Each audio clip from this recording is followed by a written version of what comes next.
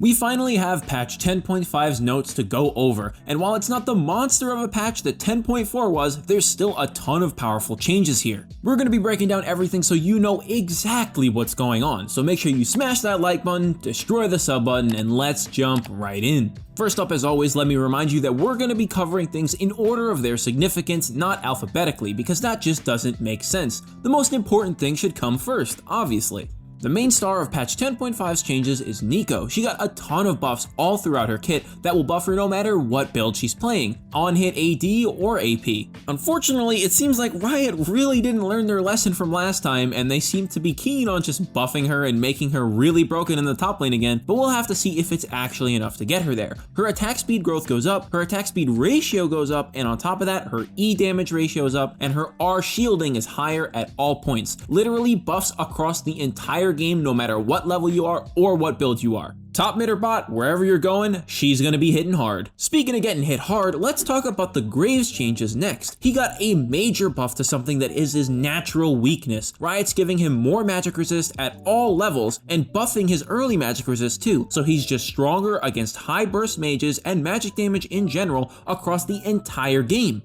A lot of magic damage junglers are now going to really struggle against Graves whenever he manages to catch them out, as he's not going to be anywhere near as vulnerable to their burst anymore. But Riot did not stop there, of course, because they never stop at reason. They also decided to buff the mana cost of his Q and lower the cooldown. As if he already wasn't strong enough already in terms of his clear, now it's going to be just that much more faster. Oh yeah, and it'll be healthier too. Remember, Gromp does magic damage, so Graves actually has a better time clearing Gromp now as well. If you weren't already seeing Graves in your games, expect to now, because he's definitely quite a bit stronger. Next up, Riot's decided to give a little bit of love to Kai'Sa, who's kind of felt like she's been ignored for quite some time now. The changes that they made are really weird though, so let me just say what they are first and then we'll go over what they mean. Her Q AP ratio goes down, but when it gets upgraded, it gets 2 extra missiles, 12 instead of 10. Then her W AP ratio goes up, but the AD goes down. However, the cooldown refund when hitting champions goes up. So this really means that AP Kai'Sa's poke becomes stronger, but her close range damage in her Q is quite a bit weaker, as not only does the AP ratio go down, but she won't get as many missiles out. At the same time, AD Kai'Sa's close range damage goes up because she'll get more missiles off when she upgrades her Q earlier on in the game, but her poke damage goes down, but it'll still stay as frequent because her WAD ratio goes down by quite a bit. It really seems like Riot's trying to skate a very fine line of making sure that both AP and AD Kai'Sa are viable and have different strengths. Riot's track record with these kinds of buffs are usually not so great, so be careful, Kai'Sa might be ban-worthy on the upcoming patch. With those champions wrapped up, that's a lot of the more complex changes out of the way, so these next ones are going to be quicker, however, they're not any less important.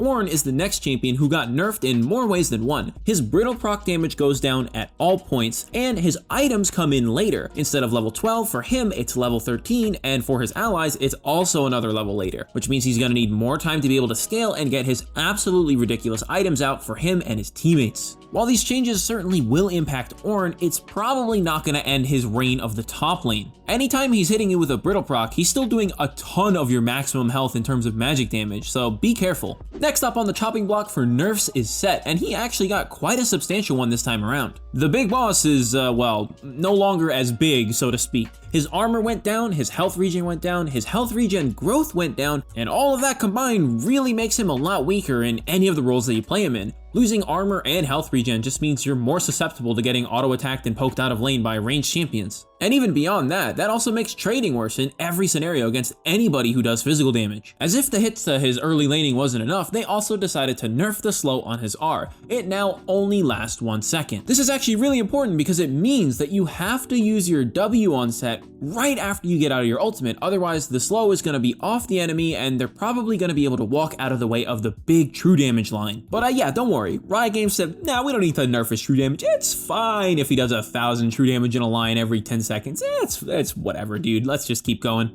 Moving on to the SONA changes, the changes are actually just a revert. She had some nerfs applied to her because top lane SONA was too strong, and they just put back the power that they took away. Her attack damage goes up, her AD growth goes up, and the movement speed on her E is back up to 20%. The big reason why they're putting this back is because of some item changes that we're going to talk about later. Do keep in mind though that SONA also got some buffs to incentivize her to be played in the support role, and she's keeping those buffs right now. They haven't reverted them. Her mana cost will be less severe overall because of that, and that's just a solid overall buff to the champion. Expect to see her in your games as she will be much better than she was in the past. For the first time in what feels like a long time, Riot realizes that they buffed a champion just, maybe a bit too much, and are walking back some of the Amumu buffs that they put out in the previous patch. His ultimate cooldown is getting nerfed at ranks 1 and 2 while remaining the same at rank 3. Having to wait 20 seconds for your ultimate might not seem like a lot, but the difference can be huge. It might make the difference between, being able to take a fight right when somebody overextends or not being able to do anything about that at all. Of course, Amumu's still loving the Cinderhulk buffs that we got in the past, and he's doing just fine. This will just take him down from, one of the best junglers in the game to a good one. Kai'Sa's changes weren't the only ones aimed at an AD carry this patch, as Sivir is also seeing buffs. Her Q has more damage at all ranks as the damage was shifted into the ratio, and because it's a total attack damage ratio,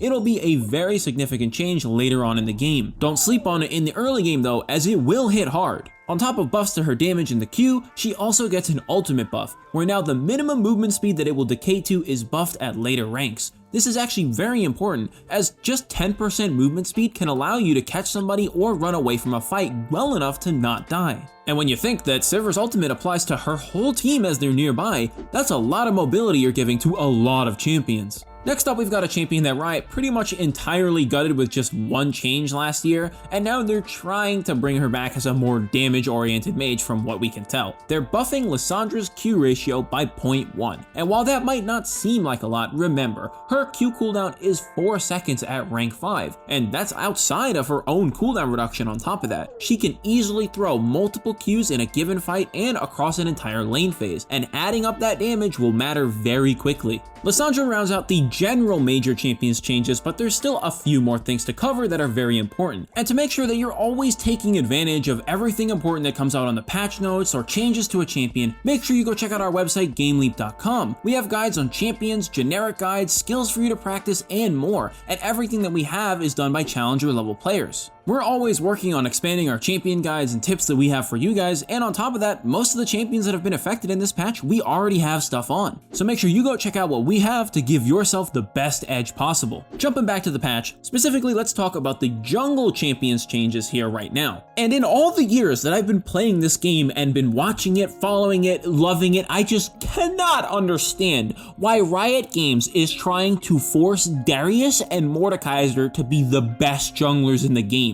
I don't understand. They are once again buffing Darius's passive, so now it does 175% of its normal damage to monsters. Like, what?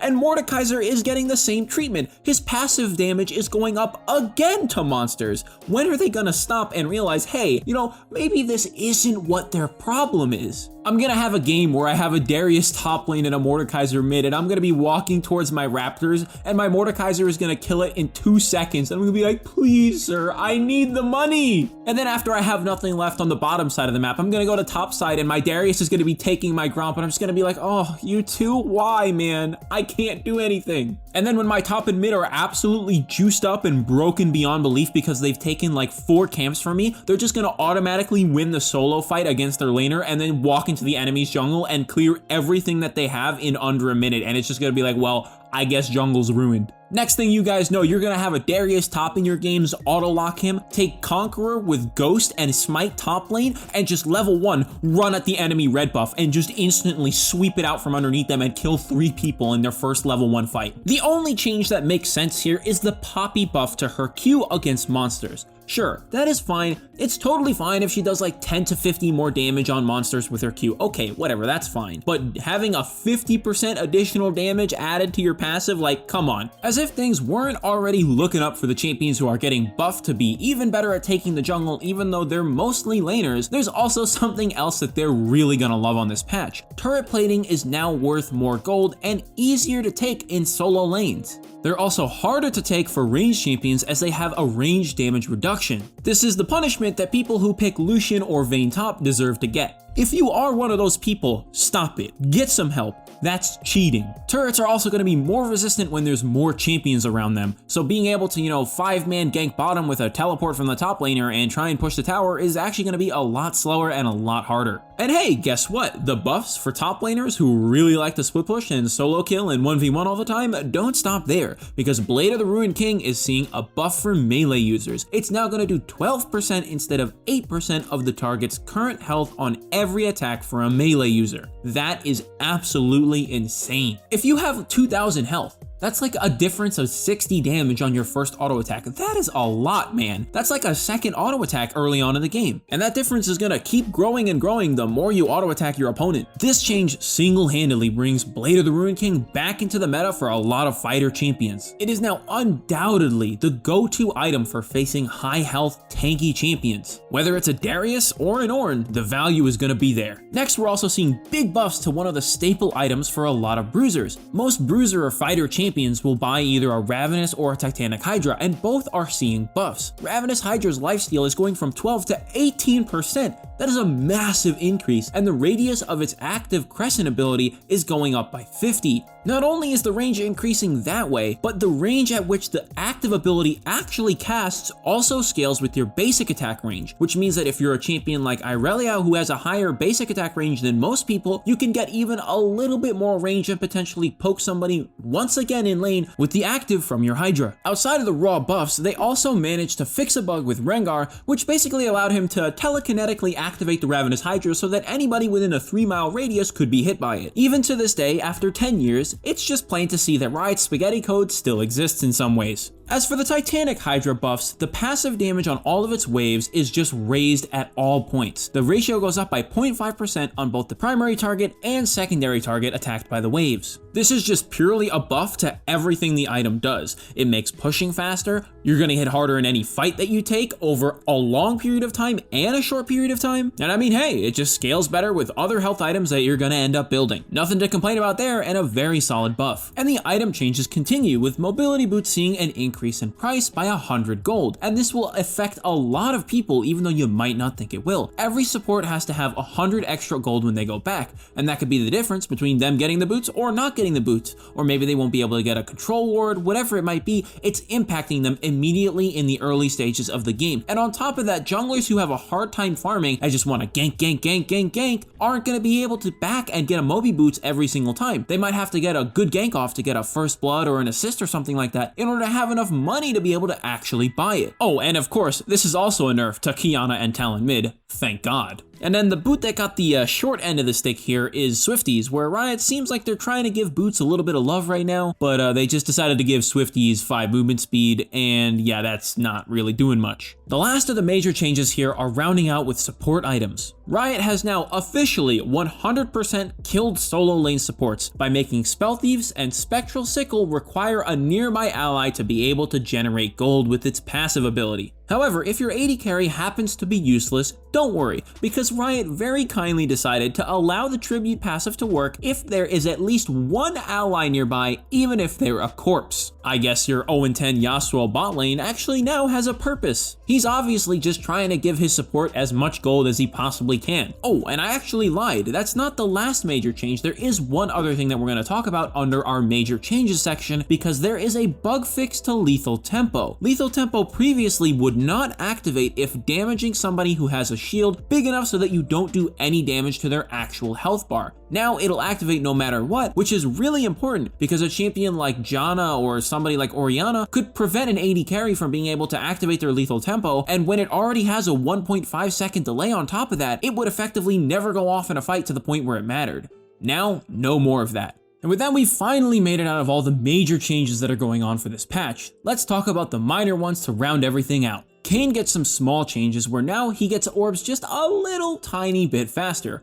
Riot did the math, and while trusting Riot all the time is not necessarily a good idea, This is really complex stuff and we don't know the numbers behind it. They say that he gets orbs about 3% faster overall, which might not seem like a lot, but it can potentially speed up something where, say you die after getting a kill and you just barely don't get your form on Kayn. That feels really awful. And that could potentially speed up getting your form by like 2 minutes. On top of the nice passive change, Kayn's W is also getting buffed where the slow is now slightly higher at 70% decaying. While it's not going to be a super impactful change, it's just nice. It can help you kite out jungle camps a little bit better, get people caught out in some scenarios where they normally wouldn't, and I mean, that's good enough. Alistar sees a tiny buff where now he gets 25 extra HP, which I mean is relatively unimpressive, but he does get a passive buff. Normally, Alistar's passive goes off anytime he reaches 7 stacks and he'll heal himself and his allies for a certain amount. There would be a lockout period where within the next 3 seconds he couldn't gain any stacks, and that really hurt him. Now instead they're changing it so that he can still get stacks, but there's a cooldown until he can get 7 again, and it's the same 3-second cooldown, which means if there's a lot of things dying in a short period of time,